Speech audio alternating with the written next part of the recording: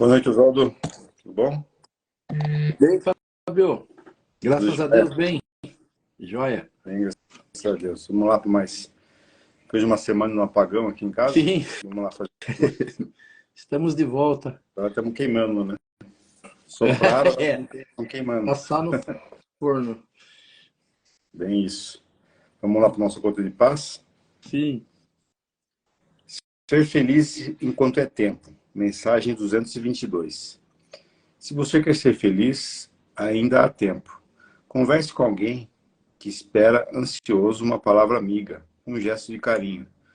Dê a mão a um irmão que precisa de amparo. Dê ao pobre uma ajuda, com muita boa vontade. Visite o enfermo, sentirá muita paz em teu coração.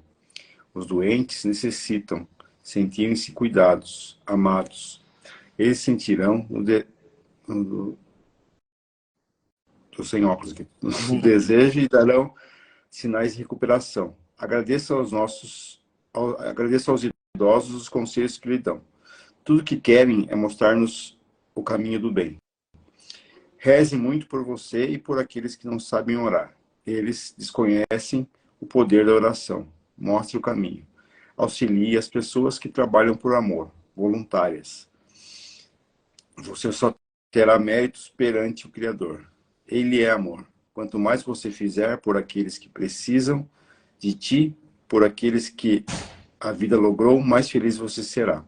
Tudo valerá a pena. Deus te recompensará.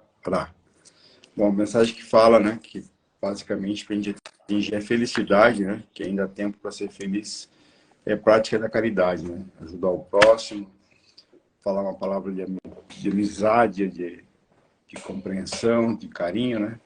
E essa é a receita que os espíritos, né, sempre nos dão, né? Não só os espíritos, né? Os psicólogos falam, né? Os filósofos falam, quase todas as religiões falam isso, né? A mesma coisa, né?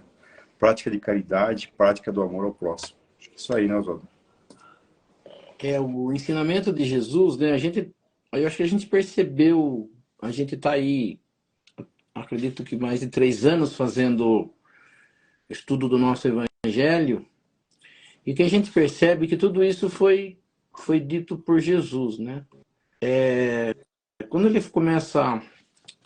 gente começa a aprender de Jesus a lei de amor que está no capítulo 11 do Evangelho, o Evangelho ele vem numa sequência, né? Ele começa primeiro a explicar as bases que o Espiritismo tem, ele fala da vida futura, das leis, dos mundos habitados, quais são esses mundos, e depois Jesus começa a mostrar para nós o que nós precisamos fazer. Ele fala da humildade, ele fala da mansidão, né? Depois ele entra no amor, ele fala da misericórdia, de ser misericordioso, daí ele entra no amor, depois ele fala do pagar o mal com o bem, ele fala do início do fazer a caridade, né? Que a sua mão esquerda não sabe o que faz a direita, aquela coisa de fazer e não cobrar recompensa. Depois ele fala da ligação, né? Pais e mães, mães, os filhos, né? Os filhos com os pais com os filhos. Aí ele fala da caridade, no capítulo 15, ele fala dos bens, né? Como que a gente deve tratar dos bens. Depois ele vai para o 17, que é a explicação de entendimento de ser uma pessoa boa. Aí ele vai, né? Entendimento, depois ele vem a fé, os trabalhadores de última hora. E nós estamos, por exemplo, agora, ele vai nos ensinando, né? Explicando o que nós devemos fazer. Lá no capítulo 11, que é o capítulo onde começa a falar do amor, e a gente vai perceber nas palavras de Jesus, né? Nosso intuito é estudar o Evangelho. Estudando o Evangelho, nós estamos estudando o que Jesus disse. Estudando o que Jesus disse, nós entendemos o que é que nós precisamos. Nós vamos perceber que Jesus ensina a lei de Deus, o entendimento da lei de Deus, é sempre eu fazendo algo para poder receber algo, né? Nós vamos perceber perceber que o Pai Nosso, ele foi ensinado por Jesus, e a gente aprendeu o Pai Nosso uma forma de repetição. Mas o Evangelho segundo o Espiritismo, né, Allan Kardec, no final do Evangelho, que é o capítulo 28, ele ensina o que Jesus propôs com o Pai Nosso. E uma das coisas que está, né, no Pai Nosso é perdoe para ser perdoado. No capítulo 11, ensinando o amor, Jesus fala para a gente amar para ser para ser amado. O capítulo do perdão, mesma coisa. Perdoe para que Deus te perdoe. Quantas vezes eu devo perdoar meu irmão quando ele, né, tiver um problema contra mim? Quando o meu próximo tiver um problema comigo, quantas vezes eu devo perdoar? Pergunta, né? Até 7 vezes? E Jesus diz, eu não digo 7 vezes, mas sim 70 vezes 7 vezes. Ensinando lá que o perdão não tem quantidade. A gente sempre pergunta, né?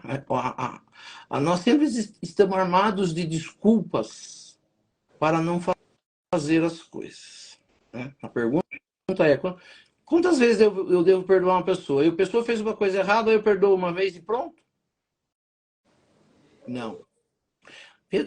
Pedro já pergunta se seriam 7 vezes, que era um número lá cabalístico que eles falavam, né? Sempre entrava o 7 em todas as coisas. Mas Jesus fala, não. Eu falo que 70 vezes, 7 vezes. E a gente sempre brincava quando a gente falava, né? Estava nas nossas aulas presenciais no centro, a turma perguntava, eu falava, né? Vamos fazer uma conta de 70 vezes 7, quanto dá? Né? A gente falava 7, 49, 490 vezes. Será que eu consigo perdoar uma pessoa 490 vezes numa passagem minha pela Terra? E a gente percebe que não. E aí a gente fala assim, mas eu ajudo, né? A pessoa entra naquela coisa de, eu ajudo tanto a pessoa, mas as pessoas parecem que não querem ser ajudadas. Eu devo desistir? Até quando eu devo suportar, não sei o quê? Né? A gente está falando aqui do casamento, né? E a gente percebe lá que a gente falou, né, do casamento, vem umas palavras que é repetida, né? A gente fala pelo casamento católico, que a maioria das pessoas conhece, né?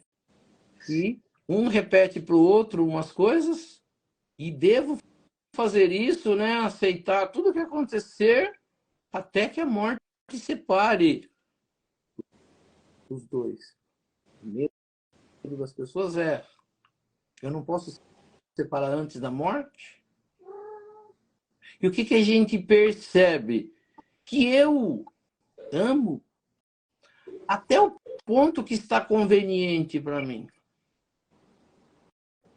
Eu só perdoo se for conveniente para mim. Eu só faço se me trouxer alguma vantagem. Primeira coisa que as pessoas falam quando a gente fala assim, né? A gente espírita, a gente conhece sobre espíritos. O que a gente precisa dos espíritos, né? E nós vamos ao centro, né? Quem vai ao centro sabe que o que a gente recebe dos espíritos? Conselhos. Que tipo de conselhos? Conselhos para continuar a luta que está tendo. Conselho para ajudar, estar sempre disposto a ajudar. Você nunca vai ouvir, e se ouvir, em algum lugar isso, desista. Fique em casa, não faça nada, leve a vida na flauta, ganhe bastante dinheiro, use esse dinheiro. De quem que a gente ouve esses conselhos? Dos materialistas. Das pessoas que têm medo de perder as coisas materiais.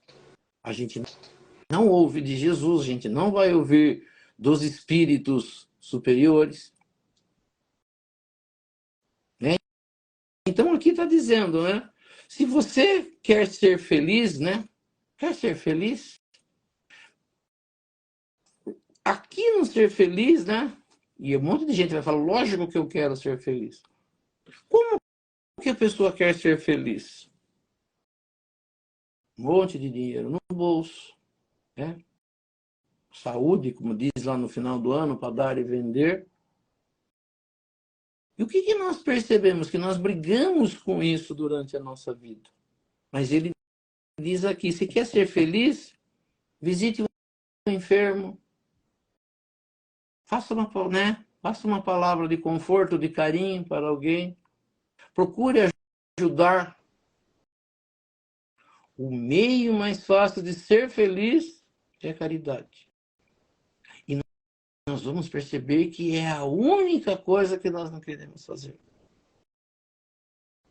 Por isso é difícil ser feliz, por isso nós não vamos ser felizes na Terra enquanto nós corrermos atrás das coisas materiais. Por quê? Porque essas coisas vão escapar pelas nossas mãos e nós não vamos levar isso para o mundo espiritual. Se nós formos para o mundo espiritual correndo atrás de coisas materiais, nós vamos ficar presos à matéria, nós vamos para os lugares onde as pessoas pensam iguais. Então a gente vai percebendo, né? Aqui eu marquei a última coisa que foi dita aí no Gotas de Paz, que ele diz assim, é que auxilie, consiga méritos perante o Criador. Então, Jesus ensina para nós que nós vamos receber à medida que nós dermos. E o que nós estamos recebendo da vida, vamos falar assim, de Deus, do universo, é aquilo que nós doamos. E aí nós vamos perceber assim, o que eu estou recebendo de Deus, ou o que eu estou recebendo da vida, é o que eu quero? Está legal para mim? Se eu estou recebendo isso, é porque eu estou doando isso. Só que a gente fala assim, como é que é a nossa vida? Como é que é a nossa reencarnação? Deus, que sabe de tudo, através das pessoas ou dos seres que trabalham para ele, né? Por isso que ele fala assim, a gente fala com Deus diretamente, a gente fala. Ele responde para a gente diretamente? Não. Ou se responde, a gente não consegue ver. Mas o que ele faz? Ele coloca próximo a nós os seres que podem mais diretamente nos ajudar. Mas o que eu recebo é de acordo com o que eu dou. Se eu não estou doando, Deus vai arrumar uma forma de fazer com que eu enxergue isso. Né? Então, se eu estou buscando na vida coisas diferentes disso, perceba que a vida não vai estar legal. Só que para a gente chegar nisso, a gente fala assim, a gente leva muito tempo, muitas encarnações, muito sofrimento. Eu falo sempre assim, Deus dá sofrimento para nós? Não. Mas a forma como eu encaro a vida me mostra, me dá aquilo que não é legal. Só que eu reluto em fazer aquilo que deve ser feito. Por que é tão difícil seguir Jesus? Porque o que ele pede para nós não conseguimos fazer. E o que nós fazemos com a religião? Nós vamos na religião tentando mudar isso. Né? A gente já falou várias vezes isso. A gente entra na igreja querendo mudar, entendendo o que Jesus está pedindo para mim. É difícil. Vamos mudar isso. Aí eu tento fazer dentro da minha religião algo que me deixe de consciência tranquila. Para que eu possa ir lá e falar, não, eu vou continuar fazendo dessa forma. Jesus, né, a gente não fala diretamente, mas a gente acha que Jesus está errado. Porque o que ele pede, eu entendo que é difícil de fazer. Ou o que eu quero fazer não é isso. Eu quero aproveitar a vida, eu quero ser feliz, eu quero viajar, eu quero comer, beber, fazer tudo isso. Mas será que é isso que eu preciso fazer? Né? Então ele falou assim, ele enumerou aqui, será que nós estamos prontos para fazer isso que está nesse Gota de Paz de hoje? Levar conforto para os outros, visitar enfermo, ter paciência com os mais velhos, rezar pelos outros, auxiliar, criar méritos perante o Criador. Então os méritos, né, eu não sei se todo mundo aprendeu, a gente falou durante muito tempo, né, e depois as pessoas pararam um pouco de falar. No livro Nosso Lar, as pessoas aprenderam, através de André Luiz, uma palavra que chamava bônus hora. Era como se fosse um dinheiro. Não é dinheiro, mas foi uma forma que as colônias espirituais entenderam que conseguiriam tirar alguma coisa dos espíritos. O trabalho feito por eles daria a eles um tipo de moeda, mas era um tipo de moeda que você podia ajudar ao outro. Nós vamos perceber que a mãe de André Luiz, para ela poder ajudar André Luiz, ela tinha mérito, ela tinha acumulado ao longo do tempo muito trabalho no planeta Terra e depois no mundo espiritual, que permitiu com que André Luiz recebesse um auxílio. Por isso que André Luiz sai do umbral, recebe uma ajuda do umbral. E o que é bastante interessante é, Divaldo Franco mostrou isso, André Luiz mostra isso. Que a oração que eu faço para o outro, com o coração, dentro da alma, ela chega no outro. Ela atinge o seu objetivo. Divaldo Franco, né, você vai se lembrar, acho que no filme mostra, e é uma das histórias que Divaldo Franco conta, que ele reza por uma pessoa que se suicidou se jogando debaixo de um trem. E ele lê a notícia, acho que num jornal, e a partir daquele dia, ele passa a rezar todos os dias por essa pessoa. Eu não sei quanto tempo é, eu acredito que mais de 20 ou mais de 30 anos ele faz isso. Até que o espírito vem na presença dele, no recinto dele. E ele não conhecia. Ele fala, mas quem é você? Ele falou, eu sou aquela pessoa pela qual você rezou durante todo esse tempo.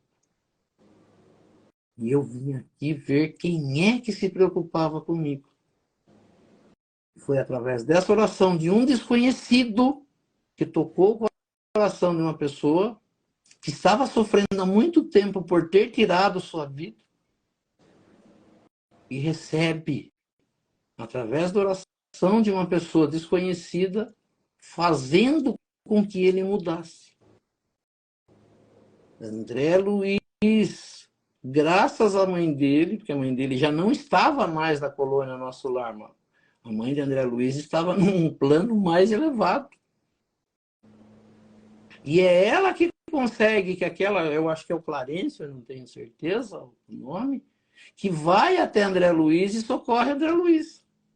Mas o que André Luiz faz? Primeiro ele recebe as orações da mãe, que vai entrando nele, até que ele se toca. Ele estava sofrendo há muito tempo, que aquilo não era gostoso, que aquilo não era legal, mas era através da oração da mãe.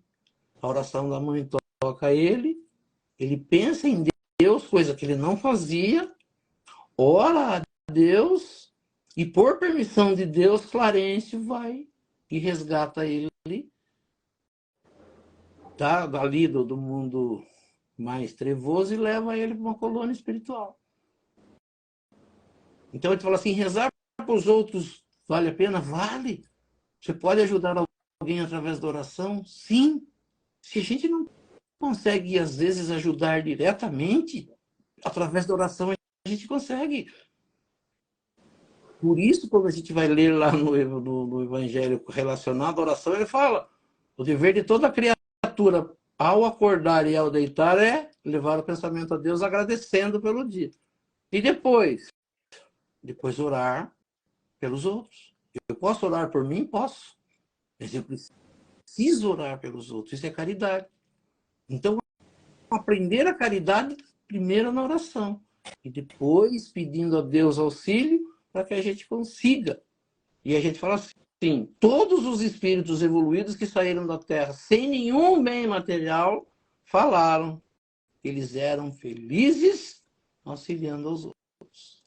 Eu acho que é mais ou menos isso que o nosso Gota de Paz de hoje diz.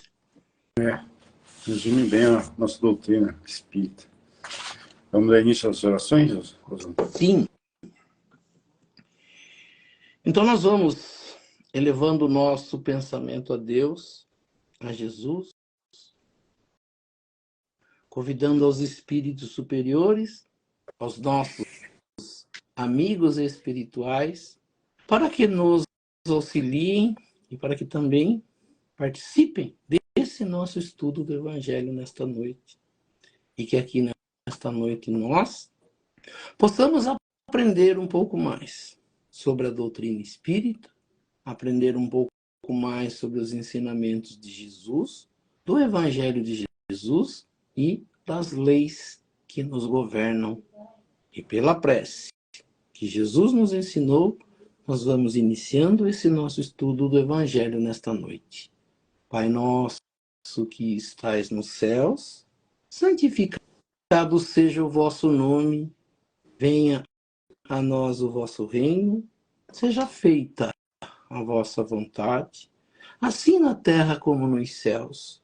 O pão nosso de cada dia nos dai hoje, perdoai as nossas ofensas, assim como nós perdoamos aqueles que nos ofenderam, e não nos deixeis cair em tentação, mas livrai-nos do mal, que assim seja. Em nome de Deus, em nome de Jesus, nós declaramos iniciado o nosso estudo do Evangelho nesta noite.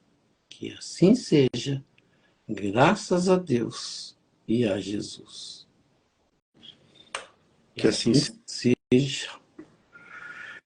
Bom, hoje a gente vai dar continuação ao capítulo 22 do Evangelho segundo o Espiritismo. O Oswaldo vai terminar agora o resumo do capítulo. A gente fala de casamento, divórcio, separação, todos os temas relacionados, modernos e não tão modernos assim também, os assuntos relacionados às uniões afetivas. Né, Oswaldo? Na verdade, a gente fez, né? A gente fez 2 aulas, ou 2 noites de Evangelho do capítulo 22, e a gente falou, né? Que o capítulo 22 ele só tem 2 itens, e não tem instruções dos Espíritos. Ele tem uma passagem de Jesus, onde Jesus é procurado pelos conhecedores da lei de Moisés para saber por que é que Moisés permitiu, eu vou usar o termo aqui, não é o que está lá, mas é o entendimento, permitiu o divórcio. Se na lei, que foi aquela lei que Moisés traz, e que norteia e que indica aos judeus o que eles deveriam fazer, que eles não deveriam se separar, que eles deveriam se unir perante o amor de Deus e viverem em união como se fossem uma só carne, como se fosse uma pessoa só. Um homem, né? Se unindo como mulher, eles falavam lá, né? Macho e fêmea, para a procriação, para que nascessem os seres aqui no planeta Terra. Mas não era só isso. Que eles se unissem e dessem a esses seres que eles gerariam um caminho correto. Nós vamos perceber, né? Isso nós vamos encontrar no capítulo 14. Né? É bastante interessante o capítulo 14, porque ele fala dos laços de família.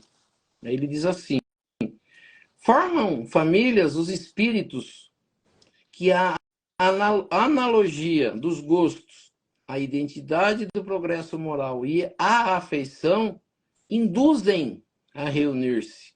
Esses mesmos espíritos, em suas migrações terrenas, se buscam para se agruparem, como o fazem no espaço, originando-se daí as famílias unidas e homogêneas. Se nas suas peregrinações acontecem ficarem temporariamente separados, mais tarde a tornam a encontrar-se, venturosos pelos novos progressos que realizam. Mas como não lhes cumpre trabalhar apenas para si, permite Deus que os espíritos menos adiantados encarnem entre eles, a fim de receberem conselhos e bons exemplos a bem de seu progresso. Esses espíritos se tornam, por vezes, causa de perturbação no meio daqueles outros, o que constitui para estes as provas e a tarefa. Acolhei-os, portanto, como irmãos, auxiliai-os e depois, no mundo dos espíritos, a família se felicitará por haver salvo náufragos, que ao seu turno poderão salvar outros. Então ele diz assim, que a ideia primeira de cada um de nós deveria se formar uma família, que ficasse uma família só. O medo de algumas pessoas com relação à reencarnação é que entre na minha família seres que eu não quero. Mas o Espiritismo explica que isso vai acontecer. Mas, muitas das vezes, essas famílias se repetem. E os seres que nelas se encontram têm um motivo de ser. Então ele diz assim, se eu fiz uma evolução e junto com um outro grupo nós fizemos a evolução juntos, nós vamos continuar isso no mundo espiritual. Mas como a ideia não é que eu só seja feliz, e a minha felicidade, como diz o Gota de Paz, para ser feliz eu preciso auxiliar os outros, eu abro mão de viver um conforto espiritual e volto à Terra para receber espíritos que estão atrasados. A ideia bem clara é Jesus. Jesus, espírito superior, estava no mundo mais avançado que existe no universo. Como diz assim, poderia estar lá gozando disso, aproveitando isso, mas a ideia não é essa. Pelo grau de perfeição que ele tinha, Deus deu para ele uma missão. E a gente fala assim, qual seria essa missão? Vir ajudar os espíritos mais atrasados que existiam naquele espaço onde ele viveu.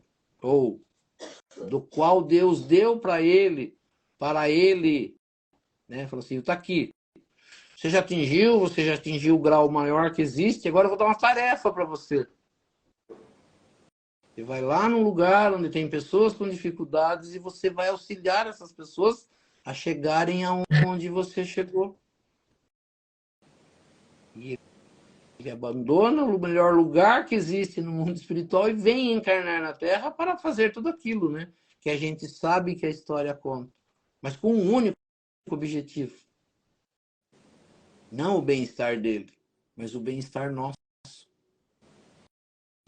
Então ele fala assim, quando eu estiver no mundo espiritual, para a gente estar no mundo espiritual melhor, eu tenho que ter abandonado isso. Essa coisa de pensar em mim, de querer coisas materiais, de pensar nos outros. Quando eu conseguir fazer isso, eu evoluo. Então eu vou me unir a alguém, como aqui na Terra, para trazer seres aqui na Terra, do qual eu vou cuidar. Mas não virão os melhorzinhos do mundo espiritual, porque esses não precisam encarnar. Virão aqueles que precisam. E é aí que tem a graça, vamos dizer, disso acontecer. Eu nunca vou esquecer, né? Tem o Luciano, ele frequentava lá as nossas aulas do Evangelho, e ele era casado, e eles tiveram um filho na época. E o menino ali nos primeiros meses de vida, nos primeiros anos de vida, era um menino bastante agitado. Uma criança normal, né? A gente estava fazendo uma aula de Evangelho uma vez, tinha chovido, tinha um balde cheio de guarda-chuva, ele pega aquele balde e sai arrastando pelo salão na hora que está fazendo Evangelho. E todo mundo riu. E ela falava, eu achei, brincando, a gente deu tanta risada esse dia, ela falou, eu achei que eu sendo espírita, já estudando espiritismo, Deus ia mandar para mim como filho um Chico Xavier. Mas olha só, não é isso que ele mandou. E ele falou assim, na verdade não é isso. Esses seres mais evoluídos só encarnarão por missão. Mas quem virá, se a gente, né, sorte às vezes a gente tem de virem filhos, mas a ideia não é essa. Na formação da família é misturar bem, para que os mais adiantados ajudem os mais atrasados. E os mais atrasados evoluam os mais adiantados. Porque eu só vou para o mundo espiritual melhor quando eu tiver paciência, quando eu tiver caridade, quando eu tiver amor. Então, eu tinha falado naquela última aula que a gente tinha feito, né? Depois a gente teve a segunda que a gente não fez, e a gente está fazendo essa. Eu falei que a gente ia falar de tipos de casamento. Ele chama Martins Peralva. Ele é uma pessoa que fez um estudo da mediunidade e ele fala que existem 5 tipos de casamento, segundo os espíritos, segundo a espiritualidade. Ele fala assim, existem o casamento de espíritos afins. Ele diz assim, são aqueles casamentos formados por parceiros simpáticos, afins, onde existe uma verdadeira afeição da alma. Geralmente, eles sobrevivem à morte do corpo e mantêm-se em encarnações diversas. Ele diz que nós vamos ver pouco isso na Terra. Mas a gente às vezes admira, né? Aquele casal que você fala, nossa, estão casados há tanto tempo, né? Continuam se dando bem, continuam se respeitando, estão sempre juntos. Né? Você fala, é diferente do que a gente vê normalmente. Então, ele diz que existem poucos, mas eles chamam isso de afins. São espíritos que, ao longo do tempo, vêm encarnando junto e acabam encarnando para continuarem isso. Existe? Existe. Mas ele diz, na Terra é pouco. Ele diz que tem os transcendentais. Ele diz assim, são casamentos afins entre almas enobrecidas que juntas vão dedicar-se a obras de grande valor para a humanidade. É bastante interessante, assim, não é bem claro isso, mas Allan Kardec e sua esposa, né, Allan Kardec encarna no planeta Terra com a missão. Aparentemente, Allan Kardec não tinha nada devendo para a lei de Deus. Ele encarna com o simples objetivo de trazer esse ensinamento que hoje nós estudamos. E ele casa com uma mulher, eles não têm filhos. E a mulher entende ele se dedicando, porque a vida de Allan Kardec, quando ele se dedica ao espiritismo, ele praticamente abandona a vida dele. Ele passa a viver 24 horas por dia dedicando-se ao espiritismo. E faz isso até desencarnar. E a gente fala assim, nossa, quando a gente tem um dia de trabalho a mais, né? Ou se a gente se dedicar, é muito difícil num casal, por exemplo, um entender se o outro se dedica a isso. Agora você não sai de lá, agora você só vive disso, agora você só faz isso, né? A nossa vida já era, né? A gente não tem tempo mais pra gente, né? Então, vamos dizer assim, tem que ser os dois iguais. Então, essas seriam, ele fala, os transcendentais.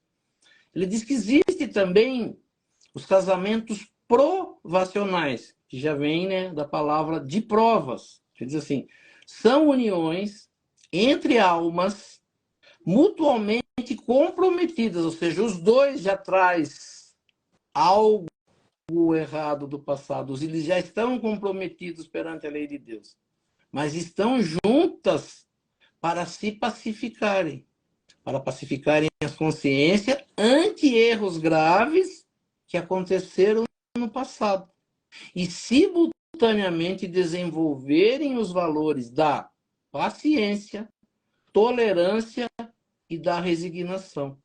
É o tipo de casamento mais comum existente no planeta Terra.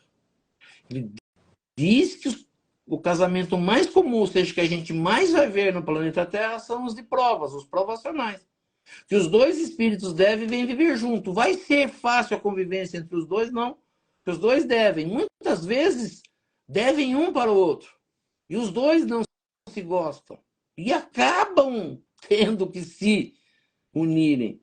E não dá certo. Mas ele fala assim, com qual o intuito é essa união? Ele diz aqui, né? Para desenvolverem paciência, tolerância e resignação.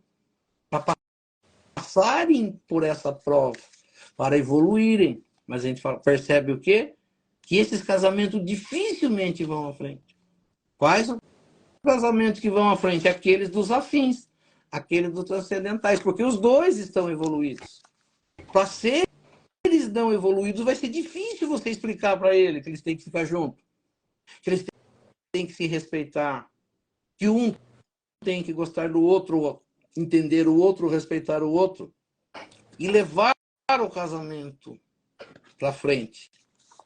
Ah, mas eu não tenho vida, eu não posso mais sair com meus amigos, eu não posso beber mais, eu não posso mais jogar bola, eu não posso isso, eu não posso aquilo. Entendendo que casamento é um lugar para você ter uma pessoa, mas você pode sair a hora que quer, para onde você quiser, né?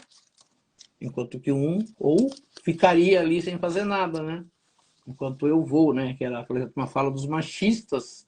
E ele diz que existem também os casamentos sacrificiais, da palavra sacrifício. São aqueles que se caracterizam por uma grande diferença evolutiva entre os cônjuges. Ele vai dizer que tem um evoluído e o outro não evoluído. Um espírito de mais alta envergadura que aceita o casamento, ele diz aqui o consórcio, com um outro menos adiantado para ajudá-lo em seu progresso espiritual. Então, um espírito, tanto seja o homem ou a mulher, um é evoluído e o outro não. Ele aceita, ou a pessoa aceita vir à Terra para estar junto diretamente com essa pessoa e ajudá-la a evoluir. Ele diz que esse é um de sacrifício. Então, eu abro mão de alguma coisa no mundo espiritual e venho à Terra passar momentos difíceis para auxiliar aquele outro que vai estar comigo. E ele diz, que acha bastante interessante, ele diz que existem casamentos acidentais. Ele diz que acidentais são aqueles que se caracterizam por uma grande diferença evolutiva entre os dois, tanto um quanto o outro. Um espírito de mais alta envergadura, é apenas afeição física. São casamentos que não foram programados no mundo espiritual. Obedecem apenas à afeição física, sem raízes na afetividade sincera. A gente percebeu, né, que a gente leu afins, transcendentais, provacionais e sacrificiais. O que a gente percebe aí? Que são casamentos trabalhados antes da vinda dos seres à Terra. São casamentos programados no mundo espiritual, seja qual for o intuito. Mas existe, ele diz, que pode acontecer no meio do caminho um acidente. Mas esse acidente vai acontecer com espíritos menos evoluídos. Instintivamente, por instinto, né, aquilo que a gente fala, né, de nossa, bateu ali, né, corpo, físico, gostei um do outro, sexo, né, puro, e acabam se relacionando. E de repente, acabam se casando, meio na marra, por um motivo ou por outro. Mas a chance disso dar certo não tem. Porque ele não está programado. E outra, os dois não são evoluídos. Então não vai dar certo. Os mais comuns na Terra que a gente percebe são aqueles que a gente falou, os provacionais e os acidentais. Então a gente fala assim, existe chance de um casamento onde os seres não trabalharam isso no mundo espiritual, onde os espíritos não são evoluídos, onde estão ainda na base do instinto, satisfazendo os instintos. A gente fala assim, a chance de eu ir na frente de um padre e ele dizer assim, eu vou unir os dois perante Deus, na presença de Deus, até que a morte separe. A chance desse casamento ir até o fim é muito pequena. Porque os dois não estão preparados para isso. Não vai haver sacrifício de um querer ajudar o outro. Não tem afinidade, não tem evolução. Então ele fala assim, qual é a ideia? Então ele fala assim, Deus vai obrigar seres a ficarem juntos? Né? Voltando lá, a gente tinha um monte de perguntas a ser respondido. Posso me separar? Devo me separar? Deus ficaria bravo? Deus vai me castigar? Eu vou para o inferno? Eu preciso primeiro entender qual é o objetivo. Por que existe um casamento?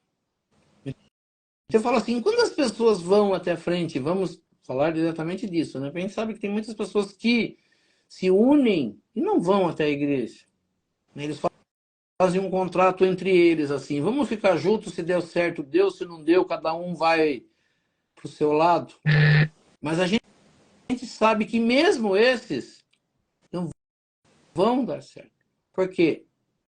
Porque entram outras coisas, e principalmente a falta de evolução. A gente percebe o quê? O que nos traz problema? É a parte emocional. É a parte do equilíbrio, coisa que eu, como espírito, ainda em evolução, não tenho. Então eu falo assim, o que vai acontecer? Vai dar briga. Vai dar confusão. A gente falando, né? O que Jesus nos ensinou? Que a gente falou ali no Gotas de Paz. O que a gente mais vai aprender com Jesus? A ideia da caridade.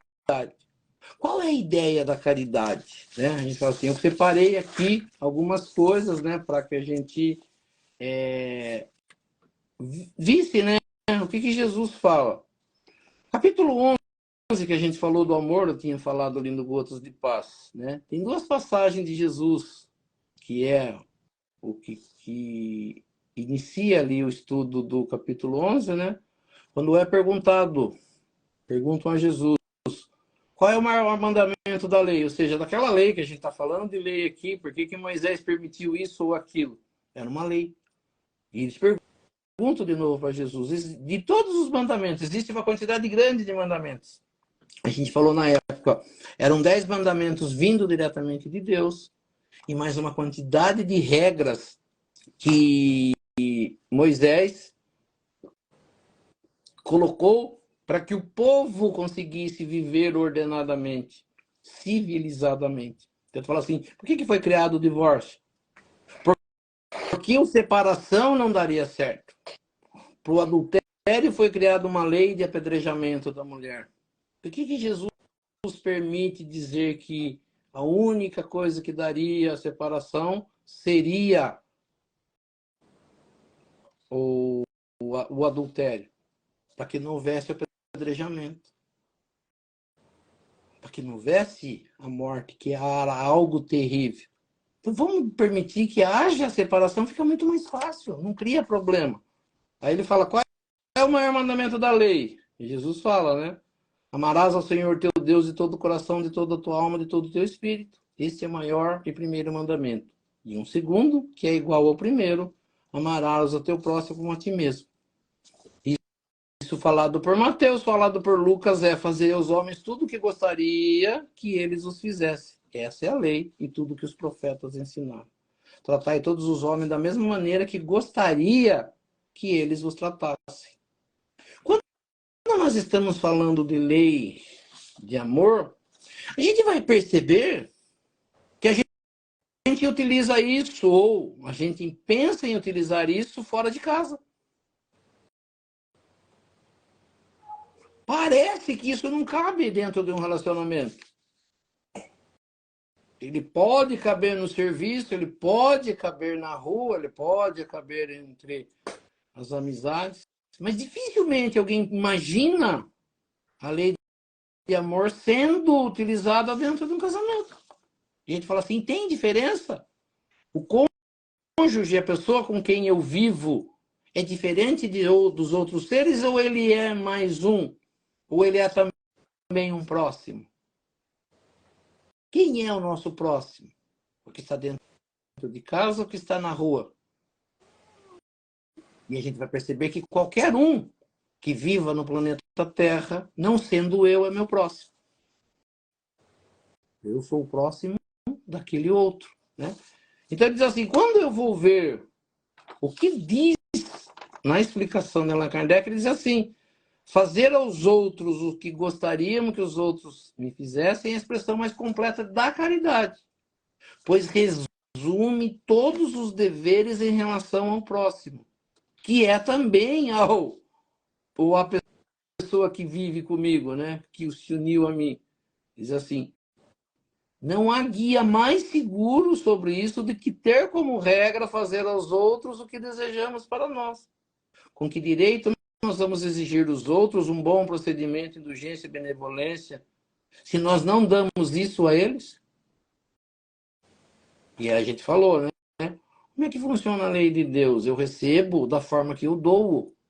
Como é que eu vou receber coisas boas se eu não dou coisas boas à lei de Deus, né? Então ele diz assim, a prática desses ensinamentos morais orienta e conduz à destruição do egoísmo. Quando os homens, seres humanos, né, ele diz assim, tomarem como regra de conduta e como base das suas instituições, entenderão a verdadeira fraternidade e farão reinar entre eles a paz e a justiça. E ele complementa assim, que eu acho que é mais importante, e é o que acontece quando um relacionamento não vai bem. Ele diz assim, não haverá mais ódios nem desavenças, e sim união, a gente falou, Ana disse, unir, união, concórdia e benevolência mútua. Uma benevolência, uma bondade, um bem de um para o outro. E o que é isso? É união? É dois seres vivendo felizes, um querendo o bem do outro. Não só fora de casa, como dentro de casa. Então, fala assim, qual é a ideia da união? É exercitar a caridade mais próxima. Aí tem, né?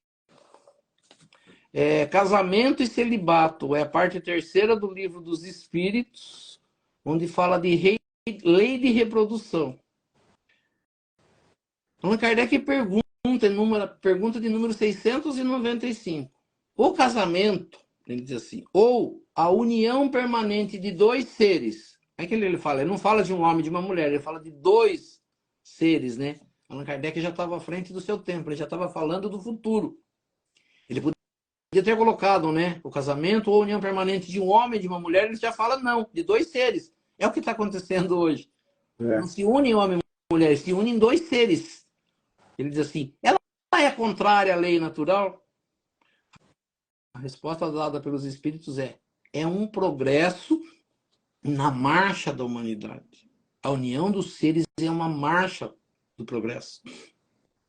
Aí ele diz assim, qual seria o efeito de abolir, né, de tirar de regra, tirar da lei, o casamento? Ele fala assim, qual seria o efeito da abolição do casamento para a sociedade humana? Ele fala, retorno à vida animal. Ele diz, a união livre e casual dos sexos é um estado natural. O casamento é um dos primeiros atos de progresso nas sociedades humanas, porque estabelece a solidariedade fraterna e aparece entre todos os povos, ainda que em condições diversas. Já existe entre todos os povos do planeta Terra o casamento. Ele diz, abolir o casamento, ou a abolição do casamento, seria o retorno à infância da humanidade e colocaria o homem até mesmo abaixo de alguns animais que dão exemplos de uniões constantes. Ele diz que já para os animais já existem animais que se unem a uma parceira, né, a um outro ser, e vivem até o fim de cada um ali, né? Aí ele vai para uma outra parte que ele diz poligamia, né? É ter relacionamento mais, né? Tem a monogamia e a poligamia. Qual que seria a... Ele pergunta assim, qual das duas, poligamia ou monogamia, está mais de acordo com a lei natural? Ele diz assim, a poligamia é uma lei humana cuja abolição, se for retirada, né, do contexto da vida do ser, ele diz assim, ele marca um progresso social. O casamento, conforme os desígnios de Deus, deve estar fundado na afeição dos seres que se unem. Com a poligamia, não existe afeição real. Ele diz assim, existe apenas sensualidade. Ele diz assim, se a poligamia tivesse de acordo com a lei natural, deveria ser universal, o que seria materialmente impossível por causa da igualdade numérica do sexo. A poligamia deve ser considerada como um uso particular ou uma legislação especial apropriada a alguns costumes. Existem alguns costumes, alguns lugares que permitem isso. Mas ele diz assim, e que o aperfeiçoamento social faz pouco a pouco desaparecer. Então, o que a gente entende e percebe aqui é que o casamento foi, durante a nossa evolução, nós vamos falar para nós que estamos no planeta Terra nesse momento, falando disso diretamente e passando por isso, ele é um progresso moral, que não existiu em algum momento, mas que está começando a existir, e que precisa ser entendido pelas pessoas. Mas ele só vai ser entendido e usado da forma melhor se houver entendimento do que precisa ser feito, de qual é o objetivo nosso, para onde nós vamos, com que intuito, o que nós estamos fazendo no planeta Terra, passeando, se divertindo ou evoluindo e buscando aperfeiçoamento para estar em um lugar melhor, para evoluir, para trabalhar aquilo que Jesus falou. Então ele fala assim, como é a resposta para todas essas perguntas que foram feitas para nós nesse capítulo? Eu posso me separar? Posso. Tem algum problema se eu me separar? Eu só vou saber depois. Né? Porque fala assim, não tem problema nenhum. O que nós precisamos entender é assim, que Deus não proíbe nada. Como o Espiritismo não proíbe nada. O que o Espiritismo acha disso? O Espiritismo é contra... Perdão. É contra ou a favor a isso ou aquilo? O Espiritismo não é contra nem a favor a nada. O Espiritismo traz o ensinamento de Jesus e passa esse ensinamento. Eu, ouvindo isso, vou saber o que devo ou não devo fazer. E o que eu fizer, tudo, a gente precisa entender assim, tudo que eu fizer, eu vou responder. Se a minha vida, o que eu estou respondendo hoje para a lei de Deus não é legal, eu falo sempre para as pessoas, como é que eu sei se eu estou indo bem ou não estou indo bem? Eu preciso saber como é que está a minha vida. O que está acontecendo na minha vida? O que está chegando na minha vida? Se não estão chegando coisas boas, ou se a vida não está legal, está na hora de mudar. E sempre há tempo. Isso nós precisamos fazer. Às vezes as pessoas falam assim, na próxima encarnação, eu vou fazer diferente. Na próxima encarnação, eu vou tentar fazer tudo certo. Quando será a minha próxima encarnação? Aonde será a minha próxima encarnação? Não é melhor, enquanto eu estou na Terra vivendo essa encarnação, começar a fazer isso? Não esperar que as coisas aconteçam de uma forma ruim, para que daí eu possa mudar? Meu pai falava uma coisa interessante, ele falava, eu vim para a Terra, ele falava, vamos assim, o ser vem para a Terra para sofrer algo muito ruim, para passar por algo muito ruim. Mas quando ele fala assim, eu entro na Terra e mudo, e começo a mudar, aquilo que eu precisava passar já não precisa mais. Então ele falava assim, eu tinha que sofrer uma tempestade terrível que arrebentaria tudo. Mas com a mudança do meu comportamento, do meu pensamento, ele fala, vem só um ventinho, só um sopro. Contado, num dos livros de Chico Xavier, de uma pessoa que perde um dedo e era uma pessoa maravilhosa aqui na Terra, frequentava um centro espírita, fazia coisas maravilhosas e perde o dedo numa fábrica, numa máquina, né? E o pessoal ficou tudo admirado. Falou, nossa, uma pessoa tão boa, que aparentemente faz tudo certo, perdeu um dedo numa máquina. E começou aquele burburinho, aquele buchicho, exclamação. E no final dos trabalhos, Chico Xavier traz a resposta. Ele tinha sido numa época de escravos, daquele senhor de engenho, aquele senhor de escravos. Ele falou que ele colocava a mão dos escravos naquela máquina de picar mato, né, de picar, que tinha umas engrenagens, um negócio lá que rodava e moía o braço, que nem aquelas coisas de caldo de cana. E ele colocava, quando o escravo fazia alguma de errado, o castigo era fazer isso. Perdia os braços nessa maquininha. E voltando ao mundo espiritual, ficou certo, depois de um tempo, que ele reencarnaria para perder o braço, para passar pela mesma coisa que ele fez os outros passarem. Só que ele, no mundo espiritual, entendeu tudo isso. E ao entrar na Terra, auxiliado pelos espíritos que estavam com ele, ele entendeu que ele devia mudar. E desde sempre ele começou a tentou fazer tudo correto, seguir a lei de Deus, auxiliar a todos, perdoar, não brigar, não reclamar, não, né? Mas ele tinha ainda alguma coisa. E aí ele perde o dedo, que é uma coisa bastante, aparentemente, para muita gente, algo muito terrível. A lei de Deus permitiu que não fosse tão pesada, né, a prova que ele teria que passar na Terra. Então, Deus, no seu mérito, deu a ele a perda de um dedo ao invés de um braço. A gente fala assim, olhando a perda de um dedo, fala assim, nossa, que Deus é esse, né? Olhando que houve algo de melhor, aí ele perde só um dedo ao invés do braço, né? Quanta misericórdia por parte de Deus. Então, a gente fala assim, sempre há tempo da gente mudar. Não vamos esperar as coisas ficarem piores na nossa vida para a gente mudar. Vamos começar, né, a entender.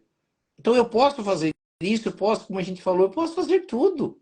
Eu posso fazer o que eu quiser, eu posso levar a vida do jeito que eu quiser. Mas se eu levar da melhor forma, entendendo o que eu devo fazer, seguindo as leis de Deus, esses ensinamentos, eu posso melhorar em muito na minha vida. E ter uma vida na Terra, por não sei por quanto tempo, mas da melhor maneira possível. Acho que fica aí o ensinamento dessa final desse capítulo. Isso aí. Vamos para o encerramento, então? Vamos. Então nós vamos elevando o nosso pensamento a Deus, a Jesus, agradecendo por esses momentos, por esse estudo da noite, por tudo que nesta noite nós tivemos a oportunidade de aprender, e que tudo isso nós possamos colocar em prática no nosso dia a dia, junto aos nossos familiares, aos nossos amigos, aos nossos irmãos. Pedindo a essas correntes espirituais que nos auxiliam, para que possam dar um passo espiritual em todos nós, participantes dessa live. Pedindo, é um pedido a uma irmãzinha que está passando por um momento difícil, nossa irmãzinha Gemima Maria dos Santos, pedindo as correntes médicas, as correntes do espaço, as correntes de Bezerra de Menezes que possam auxiliá-la nesse tratamento que ela precisa fazer, auxiliando os médicos da matéria, em tudo aquilo que for necessário e permitido por Deus e Jesus. As correntes médicas do espaço trazendo do laboratório espiritual o remédio e colocando sobre essas águas, que cada um disponibiliza o remédio para a necessidade de cada um de nós. E assim nós vamos pensar também nos nossos familiares, entes queridos, onde quer que eles se encontrem, aqueles que não puderam participar dessa live, que eles possam também, através dos nossos pensamentos, que nós possamos levar os nossos pensamentos até eles, para que nesta noite também eles possam receber esse passe espiritual e que possam também ser auxiliados em tudo aquilo que for necessário e permitido por Deus e Jesus. Que assim seja. E aproveitando o momento de paz, de harmonia, de boas vibrações, juntando as nossas boas vibrações, as vibrações dessas correntes espirituais que nos auxiliam.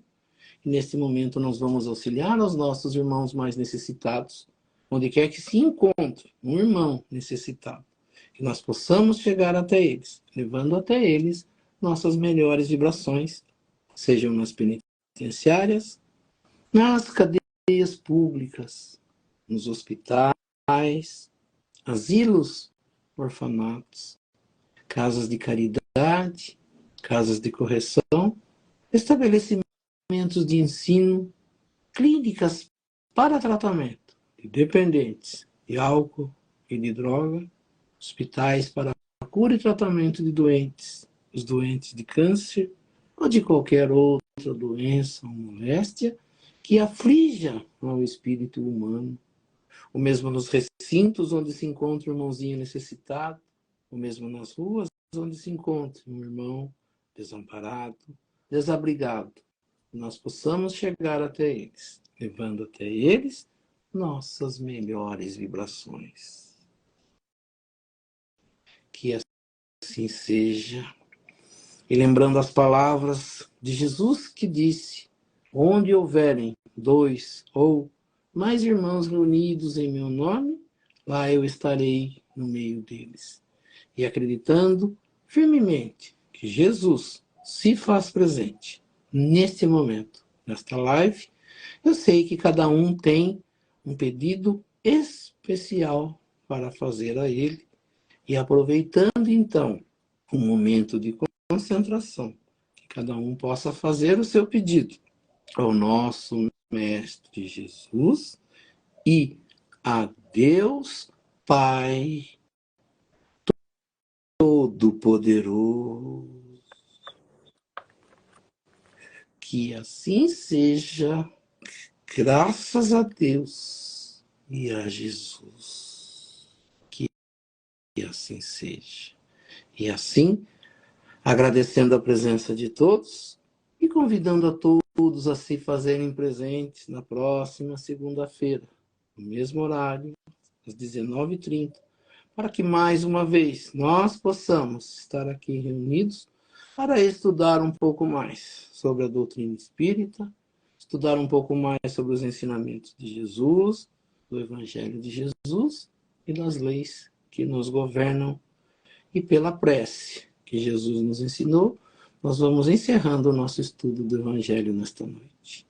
Pai nosso que estais nos céus, santificado seja o vosso nome, venha a nós o vosso reino, seja feita a vossa vontade, assim na terra como nos céus.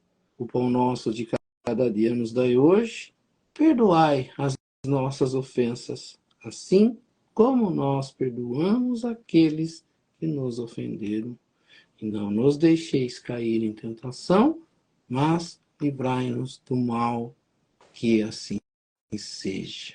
Em nome de Deus, em nome de Jesus, nós declaramos encerrado o nosso estudo do Evangelho nesta noite. Que assim seja, graças a Deus e a Jesus. Que assim seja. É isso aí, Oswaldo. Até segunda-feira que vem, se Deus quiser. Sem tempestade, sem nada. Se Deus quiser, estaremos aí aguardando mais uma semana. Uma boa semana a todos. Que Deus abençoe a todos. Nos encontramos na próxima segunda. Que assim seja. É mais. Até mais, Fabião. Obrigado.